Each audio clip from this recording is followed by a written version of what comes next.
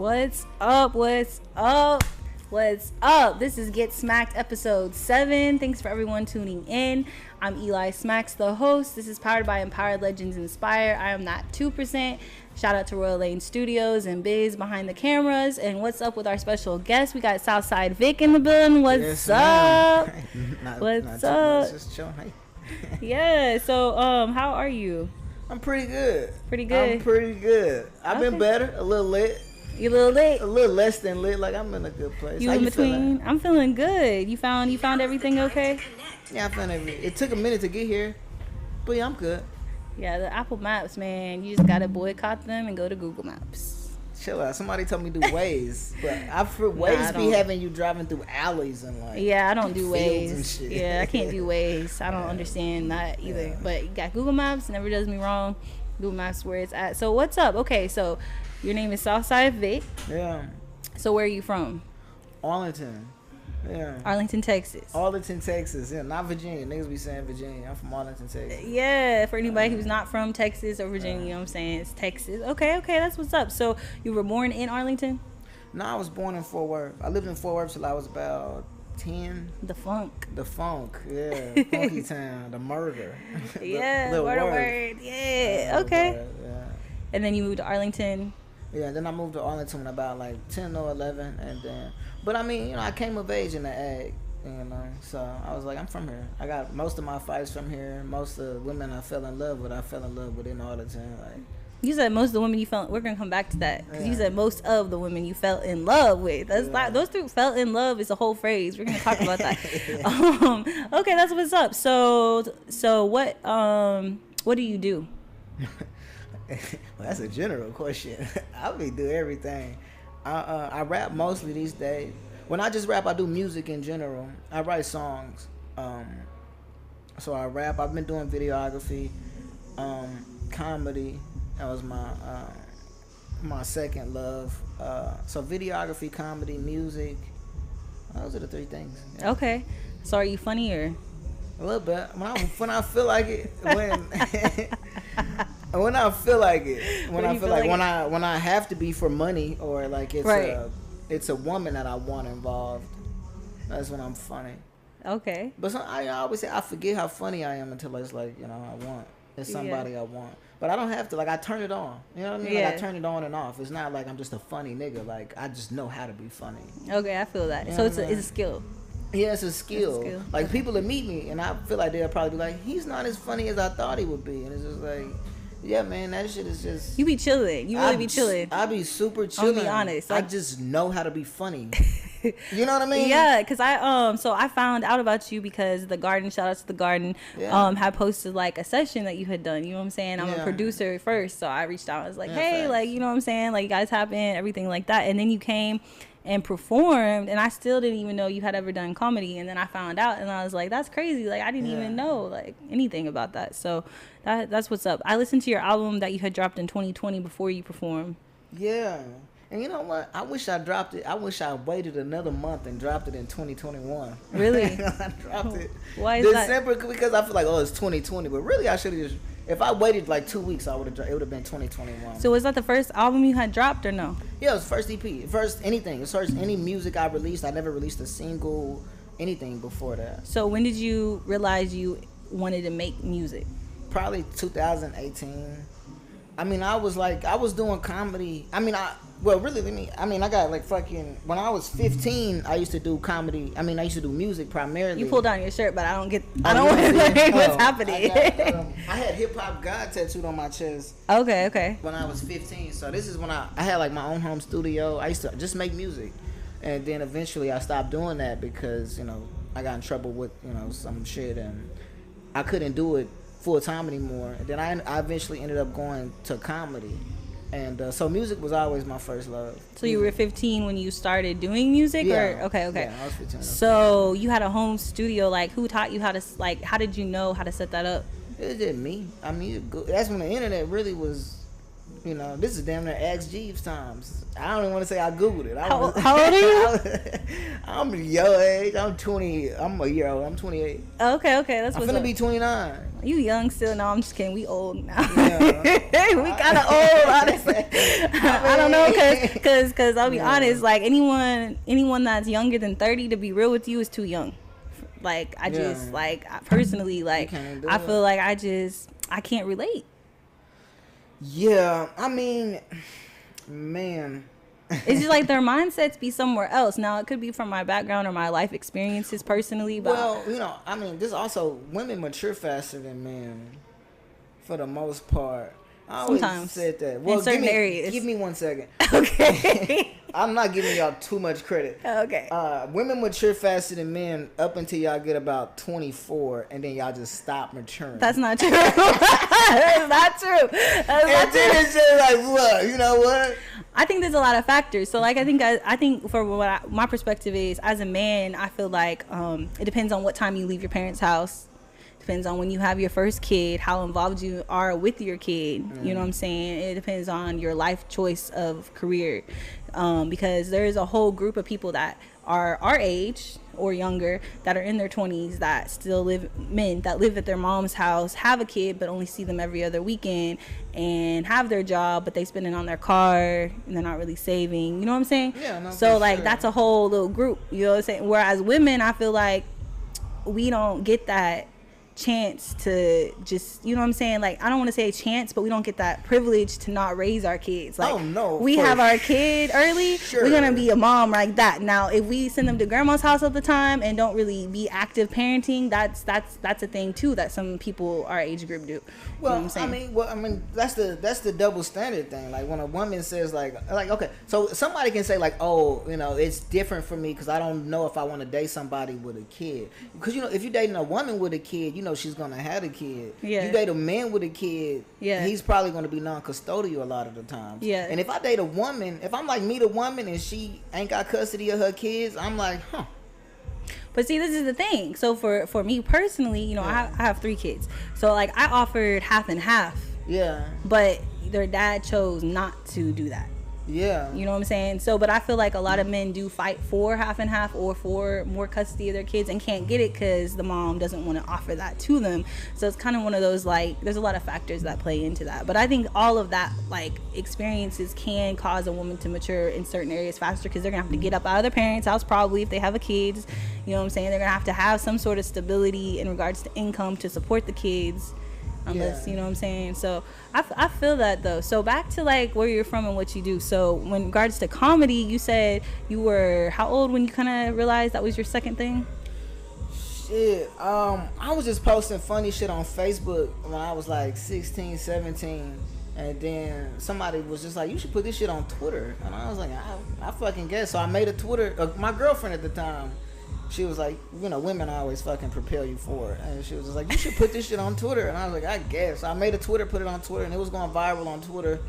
And like, that was like my introduction to comedy. That's when I was like, I can write a joke.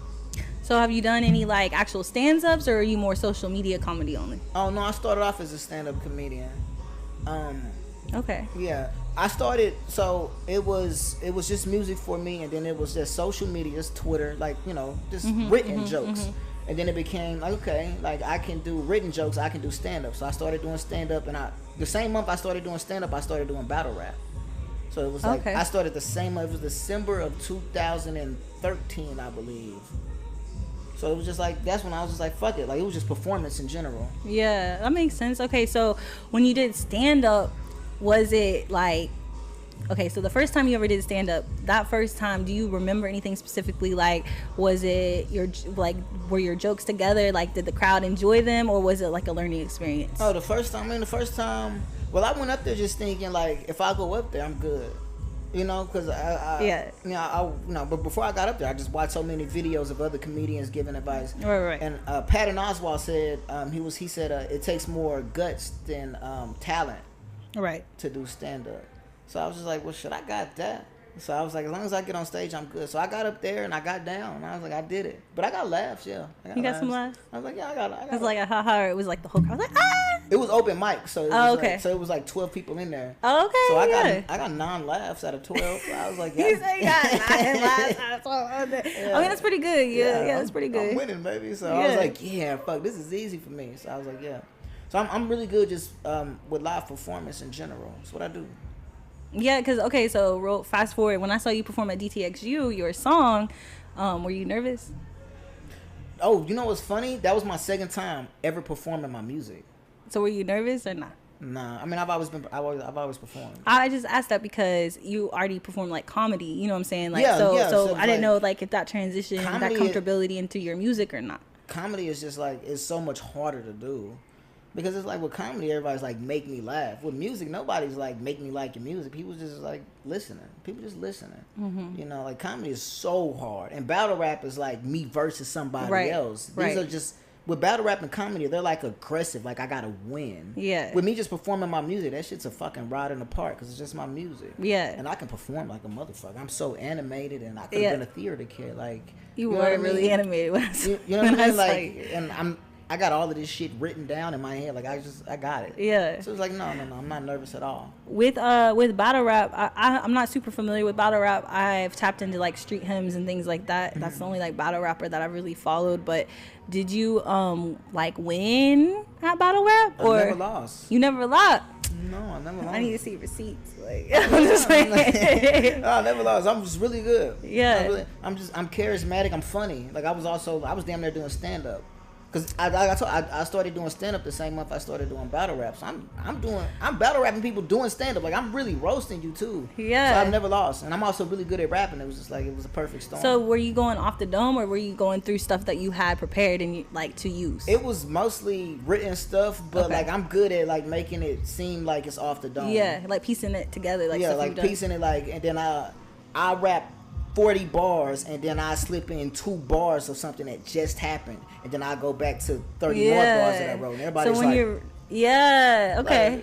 Like, everybody's like, oh, he fucking freestyled all of this. Like, no. Because when you're doing those 40 bars, you're putting together those 2 bars. Yeah. Because it's like, I get in the room and I'm like, I'm finna rap about that during this break.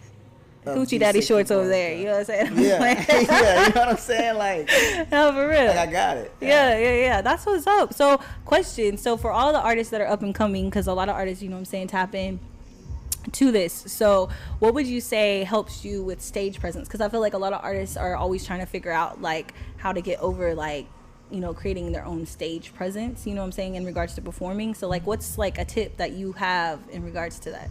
I don't know. I just feel like my journey is so different because of my background. Like I'm coming into it already with a lot of experience, so any like advice I would give, it would be, you know, it wouldn't be something that they could understand. Like I really came into it just I was already good because of my experience in it. So I could give advice to somebody who was already doing stand up and already doing I mean, like from like back when you first started your performances and things like that. Like, do you recall like what helped you gain that stage presence that you have today? That's like 10 years ago, 12 years ago, about 10 years ago. So for me, I was just like, fuck it. Let's go. I have a fuck it like mentality. What's your sign? I'm a Leo. Oh. Yeah. Oh no. Okay. No? Well, we're gonna talk about that later too. But it's like a real love-hate relationship for me with Leos. Like very attracted to their vibe, but then just like I'm a Scorpio, so it's just like bad, like combative. But in regards to stage presence, like what I always say, like for me at least, like in regards to like being in front of people, you know what I'm saying, like I had to get over that fear. And like for me, I think about everybody taking a poop, you know what I'm saying, on the toilet, because it's like we all take our clothes off and sit on the toilet and all of us stink, you know what I'm saying? So when I start thinking about that in my head, that's so funny to me that like I just be like, okay, they all on the toilet right now. I've heard stuff like that, like, you know, picture everybody, just public speaking in general, like naked or whatever, like everybody's just as human as you, no matter who's in the room. I think it's for me, I'm just like, I'm a god, like I get in that bitch just been like, you know, like y'all human. Not me. I don't know. I just once I get on the microphone and I get like in front of the camera, I just feel like you're supposed to levitate. You're supposed to feel godly. You are, and it's crazy that you said that because I haven't really like I've heard it like from mainstream people like on stuff that they post, but I've never really heard an artist in person talk about it like that until I went to David Banner's listening party a couple weeks ago. Yeah. And he was talking about that. You know what I'm saying? Like, he was just like, he took over the audience. He was so confident. He was like, I'm a god. Like, who else is doing this? Who else has done, you know what I'm saying? His confidence. But he was really just like kind of giving some game about how that was and everything like that. So I feel I feel like very successful people do have something that they view themselves as when they're up there, that they put in their head, that, you know what I'm saying, helps them. It's healthy. Like, as long as once you step the cameras off and the mic is off, you can kind of still be like, you got to come down, be able to come down. Yeah. That was a problem I struggled with for a long time, especially during the battle rap time. And also the stand-up time is like, once the cameras come off, it's hard to like unplug from that matrix. Like, you know, to stop believing you God, stop believing like, you know, my talent makes me better than people. Like, just the fucking, you know what I mean? Like, it's like, it's a high. And it's like, you know.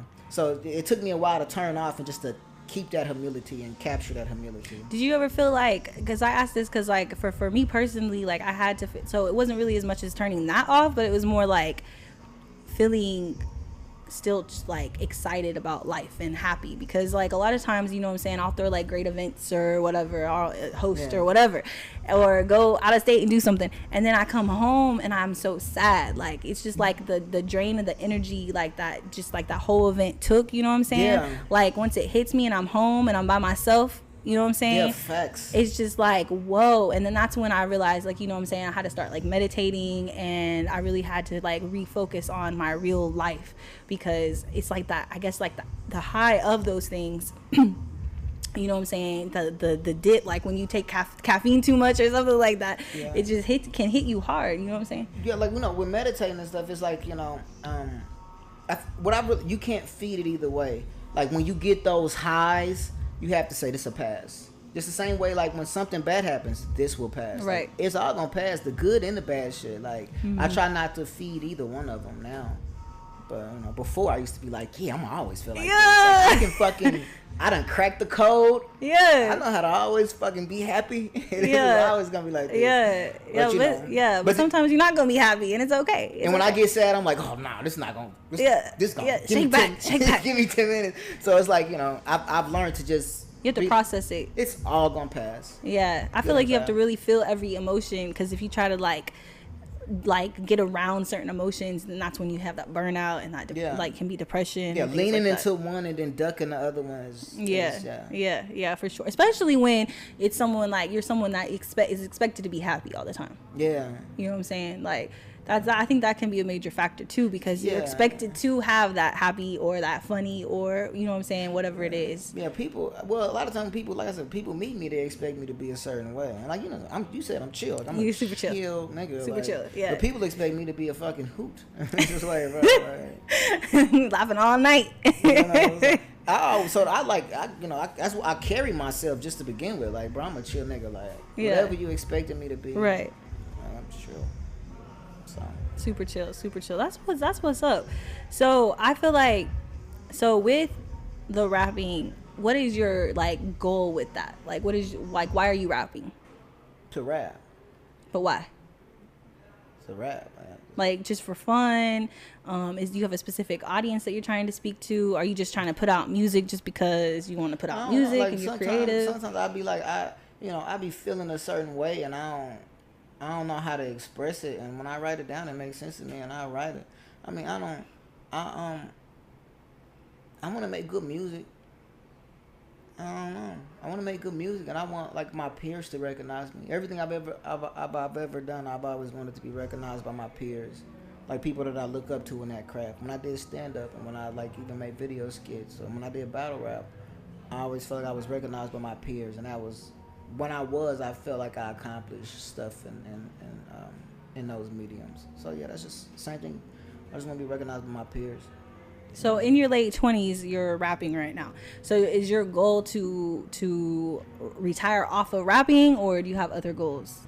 I just want to create. I just want to continue living off of creating, whatever medium that is. Like, you know, I might not fucking feel like rapping next week. Like, just done. I don't ever want to tie myself. I don't want to tie my identity to any craft. You know what I mean? Any career that I do. I made that mistake with comedy. I made that mistake with battle rap. I made that mistake with a lot of stuff. I don't want to tie my identity to any of that. So I don't want to retire off any career. Like you know what I mean? I don't want to say my ending will be any career. I just want to create. Until I'm done creating, and I don't know when that's gonna be. And you're gonna move out in the middle of nowhere. I'm gonna live off the land. I want to live off the land. No, for sure. That makes sense. So, in regards to your music, are you working on anything specific right now? Like any projects, albums coming soon? Like, I spent like the greater part of this year, I guess, so far, making shit that I just didn't like. I was like, I don't like this shit. Like recently, I've listened to it. Like the shit I've been making these last 7 months, and I listened to it again. I was like, I don't like this shit. And I was making it while I was in a bad place. So I was just trying to write myself out of a bad place, and I wrote myself out of that bad place. But once I'm looking back, like this shit wasn't good. It was just therapy. You know, it was therapeutic. It wasn't really music. It was just. It could have been a journal. You know, it's just you know. So, but now I actually can make music now. So like now I'm actually just something that's consumable for the people. So is that a yes? You are working on a project coming soon, or I'm working on some shit. I got an EP. Okay. I guess so. I'm actually on a rollout. A rollout. Jesus Christ. The Right Frequency dropping in September, October-ish. Yeah. So your birthday is coming up, right? Because you're a Leo. Are you an August Leo? August 3rd. Okay. Big August 3rd. But that's Leo gang. Nah. That's how we throw our shit up. I be forgetting. Y'all be cool. Y'all be really egotistical. Sometimes that can be good and bad. Yeah. That's where that confidence that you were talking about comes in. And then y'all's emotions are very can be very, very harsh. If they're not controlled properly. At least from my personal experience with them. I just always been a confident person, you know. I'm always like other Leos. He's over here roaring like he's lying. That's who I am. I can't be nobody else. I'm always like other Leos. You know? Yeah, not for sure. My son's a Leo. That's crazy. On August Leo too. That's what's up. So the track that you sent me, what is it about?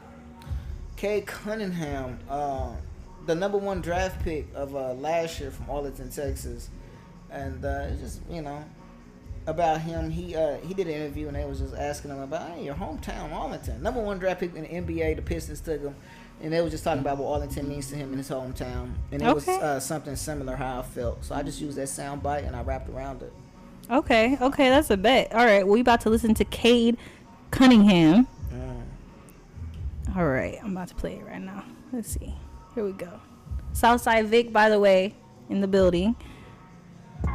Clearly, Arlington, your hometown, meant a lot to you. So, how did it also shape you as just who you are as Cade? That's where everybody's at. Sunglasses like I'm Johnny Cage, but they bust though, I might be Cade. Cunningham, we at Sonic, press the button, I want a lemonade. This shit is not a game, if it is, it's Simon say. I love all my hoes deeply and I'm not ashamed. You doing all this shit for clout, but still ain't got no fame. Hey. You ain't a bully, you a bullet, you ain't got no name. You should understand that, you ain't got no aim. I'm Tarzan, only difference, I ain't got no Jane. I was tired of coming home to just nachos made. This shit feel like training day, but I'm not no Jane. Nachos. I'm great, but I will not debate. I see you out in public, trust I'm not gonna wait. Pray for my enemies, they ain't got no faith. I love this one. I know God don't like ugly, but I ain't got no taste. Okay. Legend in my city like Miami Way. I'm from the Ag though, I might be Cade. Cunningham, how I was raised, August 17th, a holiday. But still, I keep my peace like namaste. Send all your goons, I am not afraid. Born on the full moon, but I'm not that phased. Hey man, that bar is disgusting. I'm born on the full moon, but I'm not that phased. That's everything to me. So yeah, it's safety, man. It made me who I am today. I'm born and raised over there, so yeah, home for sure. Southside, big on really. Hey, tell shit, I'm fully. I went to some in my bitch with the, hold on, hey, look. I went to some in my bitch with the buoy. I dropped out of college, hey, fuck. Would've stopped there, but he hyped me up. I would've stopped there, but he hyped me up. Hey, look, hey, I went to some in my bitch with the buoy. I dropped out of college, I hopped in some Louis. I need a new hoochie. Bring me Rennie Rucci. Tell her I'm a groupie. Now I'm just playing free take K. Hey, tell shit. Who won out today? I woke up moody. Shit gets spooky. I went to some in my bitch with the buoy. I dropped out of college, I hopped in some Louis. I grew up out Wayne, I grew up out Boosie. Brought some Duce, she keep calling it Dussy. I don't correct, I just let her do it. I know that she love me, I still make her prove it. Hard on these hoes not stupid. Would've stopped there, but he hyped me up. I would've sung my bitch with the buoy. I'm still in the city, they know me a year. Time to beat up, they got hit me look clear, vampire. That nigga can't look in the mirror. Tired of these hoes, but it been a good year. Would've stopped there, but he hyped me up. I went to some of my bitch with the buoy. Still in the air, they know me a year. I love that song. Hey, what? Okay, whoa. So when you came with the faster flow, that shit was I know that she love me. I still make her prove it. Hard on these hoes. These hoes not stupid. yeah, that's fire. Not stupid, man. So that's out right now. Yeah, that shit out. I got a visual dropping, so I'm probably gonna drop it when this releases. Okay, so what do they find you on streaming platforms? Southside Vic everywhere. Just SOUTH. Some people be putting the F on my shit. No. Southside. I need the South. It's South. South Vic. That's what's up. Okay, so question for you: What is your inspiration? Your biggest inspiration in regards to your sound? I got 3. Lupe, Fiasco. Yeah. Okay. Webby and Rick Ross. Webby Trio. Yeah. Okay. I love Rick Ross. That's probably one of my top 10. He's in my top 10 for sure. Yeah, I'm heavily influenced by Rick Ross. Heavily. Yeah. God forgives, I don't. One of my favorite. Yeah. Big fan. Yeah. That's what's up. Okay, so here's another question. If you can get a feature with any artist dead or alive, who would you choose? Kodak. Kodak Black. Big fan of Kodak. Ooh, okay, let's talk about Kodak. Uh-huh. Okay, you ready? Okay, so do you feel like he's gotten, I don't want to say better, but like his flow and everything that he's dropped since he got out of jail has been just like top tier compared to what he had dropped previously? I think, that's why I love him. He just experiments with so many pockets. He creates flows. He does. Like, motherfuckers is not creating pockets like he does. So he's just always doing new fucking flows and pockets. So it's just always new shit. Like, it's hard to compare. I loved how he came on the Kendrick album. First of all, the Kendrick album was just amazing. It was pretty good. I loved it. But the track with him, like, I was like, whoa. Like, I've loved Kodak since before, you know what I'm saying, he got out. But I feel like since he's gotten out, I've been able to relate more to his music, and the flows and stuff like that I've enjoyed a little more than I did with his previous music. I like them both. I see the growth. Yeah. I see the growth, but I appreciate his shit when he wasn't as sharpened. I appreciate the draft of it, like the yeah. So I appreciate all stages of it. I'm a big fan. Out of all the new niggas, big fan of him. Big fan. Yeah, that's what's up. So on your playlist right now, who are you listening to the most besides Kodak, Rick Ross? I'm listening to a lot of R&B. I don't really be listening to rappers that much, to be honest. I don't really listen to rappers. What type of R&B do you listen to? Vori's pretty dope. Okay. Fabo's dope. Cause you know my heart is achy. Do you know my heart is achy? That nigga's hard. I listen to a whole bunch of old school shit too. So I don't be listening to rappers. Dave Chappelle had this joke when he was like, he doesn't like listening to other stand-up comedians do stand-up comedy, because he's like, it's like watching somebody else fuck your bitch. Like, I could fuck her better. Yeah, that's how I feel about that. Rap. It's like, I don't want to hear another nigga rap. I've heard that before. Like, I've heard a lot of artists don't even listen to other artists. I don't want to listen to. I don't listen to. I mean R&B and just other. I like pockets. That's cool. I can listen to Kodak because I like when people create new pockets. Niggas don't create new pockets. Niggas don't create new flows. Everybody's just following something. That's why I like Kodak. But other than that, like, I don't know. Everybody's just trying to be everybody else. Every rap is so derivative. This is the most derivative genre. Ugh. It really is disgusting. I feel like a lot of times that's why it feels so like it's super. First of all, it's super oversaturated. Yeah. It's super oversaturated. So a lot of people are dropping music and it's never going to really be heard because they haven't created something that differentiates themselves. Because you know what I'm saying, like the discovered artist and like waiting on being discovered and just dropping stuff is not like the way. You know what I'm saying? In my opinion, it's both ways. It's people, you know, they don't differentiate themselves, and that's why they won't be heard. But it's also people who are too different and they won't be heard. That's true. Because some people, people listen to them because they sound so familiar. They sound like, I'll listen to this person because they sound like your favorite artist. Like, you know what I'm saying, or something that you heard before. Like, you know, people are attracted to familiarity. But also something different stands out. It's like, you know, it's a weird line you gotta skate. Yeah, I feel like too, like a lot of artists just drop music, but I feel like you have to create, like I've mentioned this before, like the you brand, you know what I'm saying? Like, which is like you can drop music all day long, but you have to create that thing that people tap into you for. Yeah, it's a community. You have to make a community, a brand, you know, especially now. It's all about community. Especially now with social media, you have to make like they know you know what I mean? Yeah.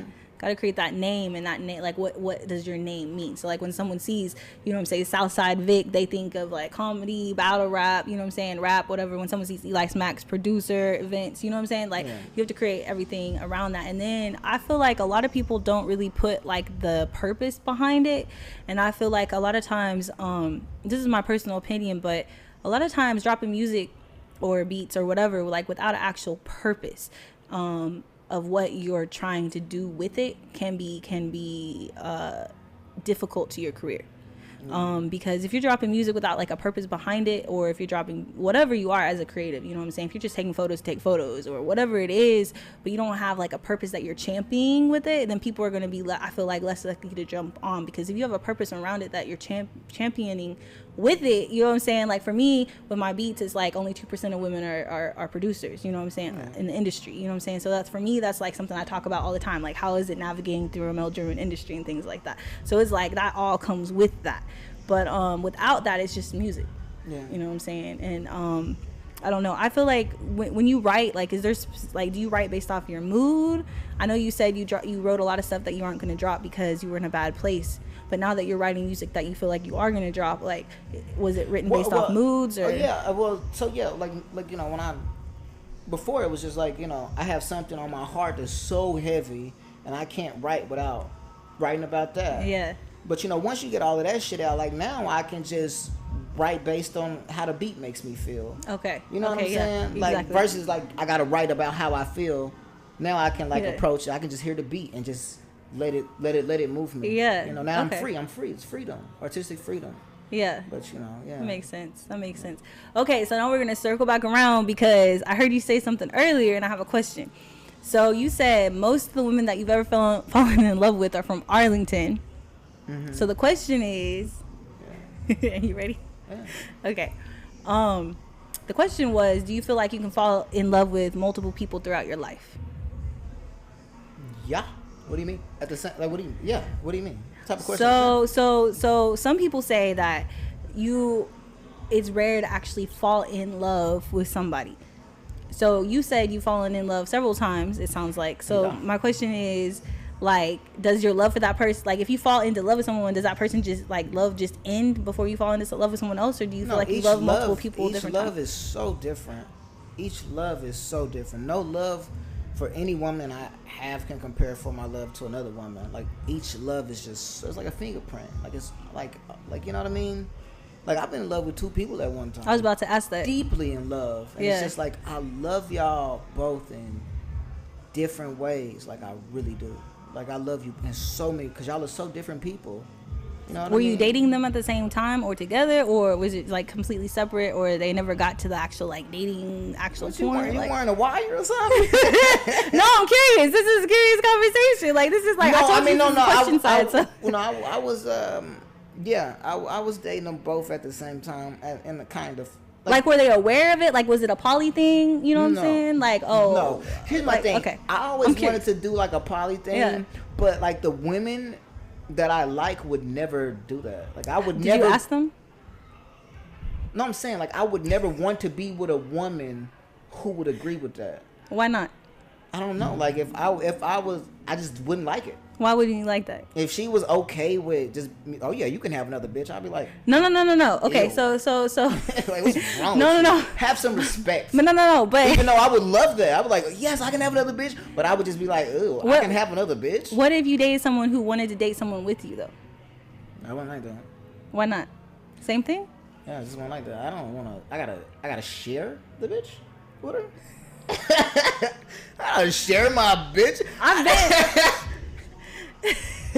From my experience in a poly thing, you know what I'm saying? It can be very like, it can be very difficult. You know what I'm saying? You're dealing with like 3 people's emotions and stuff like that. So, you know. Oh, you've done it?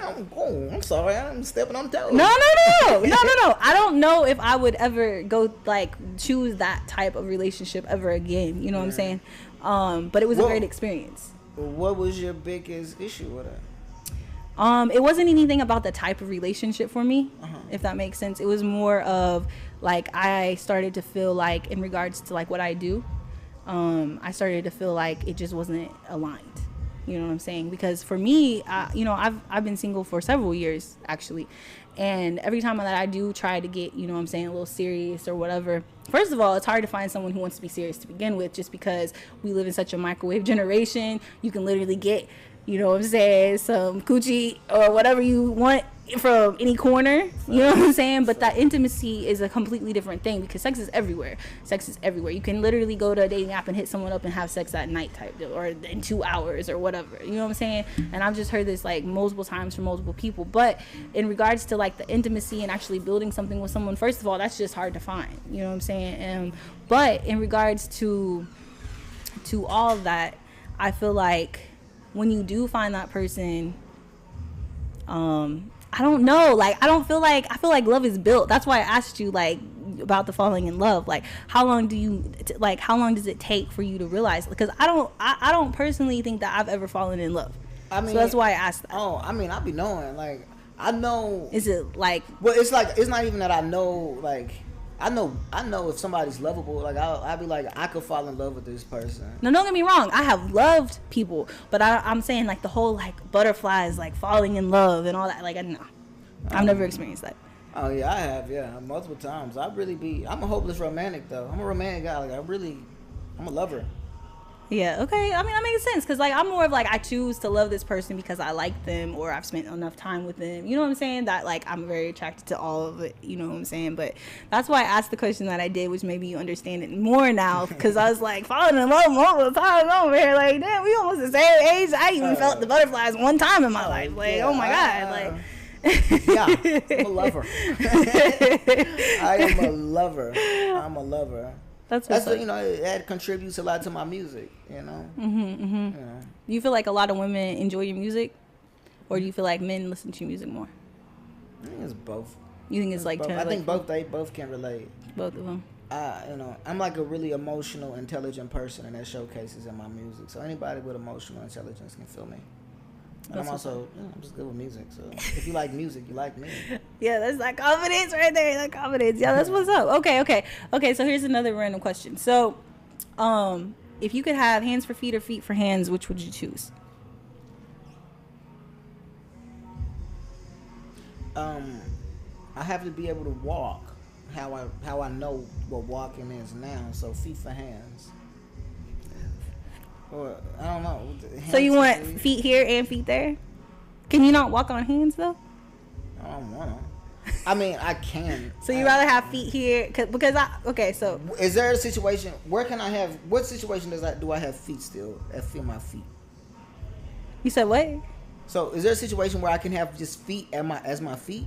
Yeah. It's feet and feet, or hands and hands. Yeah, feet and feet. Yeah, that's fine. What? No. Okay, so you wrong. I have to walk around. But you can't feel the same, and you can't do the same thing. Like, our hands are so like movable and stuff like that. Like, I would much rather have hands and hands. A wheelchair or crutches? What are you can walk on your hands. Have you never seen people walk on their hands and do handstands?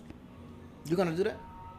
If I had hands for feet, I can walk on my hands and do all that shit. Like, I'm really like I be doing handstands. I be doing that shit. Like, I wouldn't want to lose. I meditate like that. The hand. That shit is hard to do. You like meditate upside down? Yeah. Okay, no, wait. Really. Like, no. I'm like visualizing this. So when you like balance your core, that's a good time to meditate. Like, okay. It's a good time. It's a good way to balance your How chakras. long do you stay upside down? It just depends on how good I'm feeling. So if you're feeling good, how long is that? 30 minutes until like my blood is like, you know. Ooh, my head. Ooh, okay, blood because is like in my head. I've used one of those machines that like switches you upside down, and I can last 5 minutes, bro. Like my blood rushes quick, just goes. Like I could never imagine 30 minutes upside down. Yeah, I'll be doing that shit, man. But that's what I'm saying. Like I can do all that shit. I'm so still trying to think. Walking on your hands is very hard. It's not. No, it's not reasonable. No. I mean, but do you feel like it's because hold on? Do you feel like it's because of the arms? I'm saying like if you had regular legs, but there were their hands here. You know what I'm saying? Like so you would. This is what I don't understand. You would choose to have feet instead of what all your hands can do. I'm saying if you had hands, you couldn't walk. Like you can't walk on even if you're walking upright with hands attached to your ankles, you won't be able to walk. Okay, I feel you. I see that like perspective. You would have I see it. You would be on some like Tiny Tim shit. Like it would be bad. Not Tiny Tim. I would just have like a hook. That'd be fine. I have a hook. On your leg? A hook on my arm. Oh. On your foot. I cut my fucking first of all, feet are gone. No feet on my cutting the feet off the same day they put feet on my fucking wrist. Bye. Oh. I'm getting hooks and I'm getting prosthetics. That's okay. So this just went way further than I thought it would, but it's like bringing tears in my eyes. That's hilarious. Yeah, that's a great question. Okay, that's what's up. I feel that. So we about to move on to the next thing. Before I do, I wanted to shout out Arlington Urban. Got the Fill a Backpack